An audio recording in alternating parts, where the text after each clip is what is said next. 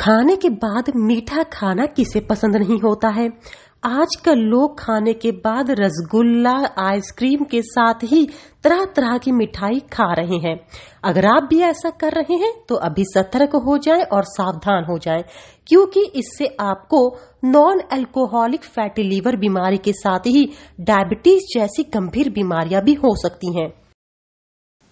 खाना खाने के बाद मीठा खाना किसे पसंद नहीं होता है, लेकिन खाना खाने के बाद हमें कौन सा मीठा खाना चाहिए? क्या हमें गुड़ खाना चाहिए या आइसक्रीम और रसगुल्ला जैसा कि लोग खा लेते हैं आजकल?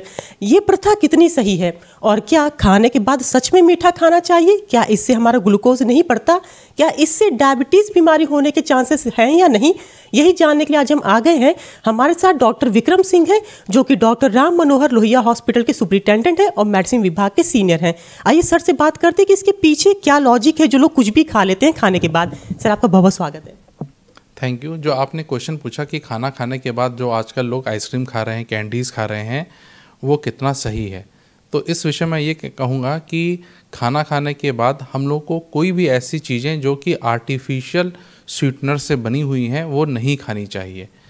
और ये देखा गया है कि आज कल छोटे छोटे बच्चों में भी non alcoholic fatty liver disease हो रहा है, और जिसका मुख्य कारण यही है कि समाज जो है वो आर्टिफिशियल स्वीटनर से बने हुए कैंडीज़, कुछ मिनरेटेड वाटर्स ले रहा है जो कि फ्रक्टोज करते हैं, और हमारे लीवर में जाके वो कुछ ऐसे चेंजेस करते हैं जिससे के कारण फैटी लीवर, जिस बीमारी को non alcoholic fatty liver disease कहते हैं। तो इसलिए मेरा ये एकदम स्पष्ट मत है, साइंस भी यही कहती है कि आर्टिफिशियल स्वीटनर्स को हमको अवॉइड करना चाहिए।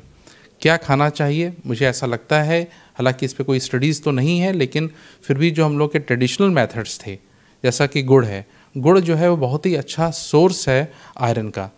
तो अगर किसी को बहुत ज़्यादा क्रेविंग है कोई स्वीट खाने की, तो उसको अपने ट्रेडिशनल मेथड लाइक गुड़ को यूज़ करना चाहिए, जिससे कि उसके स्वीट की क्रेविंग भी ख़त्म हो जाए और उसका आयरन प्रोफाइल भी इम्प्रूव हो। सर, खाने के बाद ऑलरेडी हमारे जो बॉडी में ग्लूकोज होता है वो बढ़ जाता है। उसके बाद जो लोग रसगुल्ला और मिठाई खा लेते हैं, तो क्या उससे डायबिटीज़ होने के चांसेस बढ़ जाते हैं? देखिए, जो रसगुल्ला खा लेते हैं या अन्य कोई स्वीटनेस खाते हैं, ये सब जो होते हैं वो हाई ग्लाइसेमिक इंडेक्स होता है, तो ये हमारा ब्लड शुगर लेवल इमीडिएटली तो बढ़ाते ही हैं। लेकिन हर चीज़ डिपेंड करती है कितने किलो कैलोरीज आपने लिया।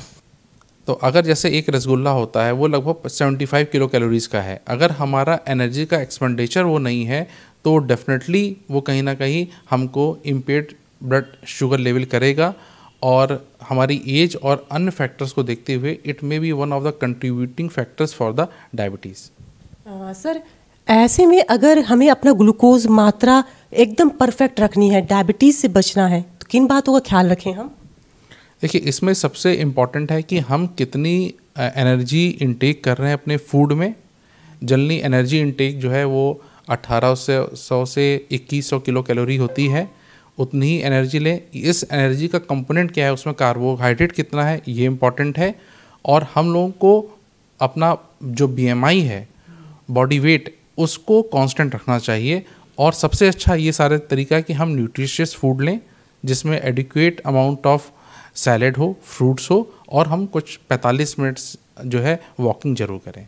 जी, बहुत बहुत धन्यवाद सर हमसे बात करने के लिए। कोई और भी सलाह जो आप देना चाहें जो मेरे सवालों में ना हो? सर, मैं यही कहना चाहूँगा कि जो भी आजकल हम लोग आर्टिफिशियल स्वीटनर्स और प्रिजर्वेटिव बेस्ड जो हम लोग स्वीट खाते हैं उनको अवॉइड करें। वो केवल डायबिटोजेनिक ही नहीं होते हैं, बल्कि वो हमारे लिवर में भी डिजीज़ करते हैं। बच्चों में और पॉपुलेशंस में नॉन अल्कोहलिक फैटी लीवर का प्रेवलेंस बहुत बढ़ गया है, और उसका मुख्य कारण यही है। तो ऐसी और जानकारी के लिए जुड़े मेरे साथ। मैं लखनऊ से अंजलि सिंह राजपूत, लोकल 18।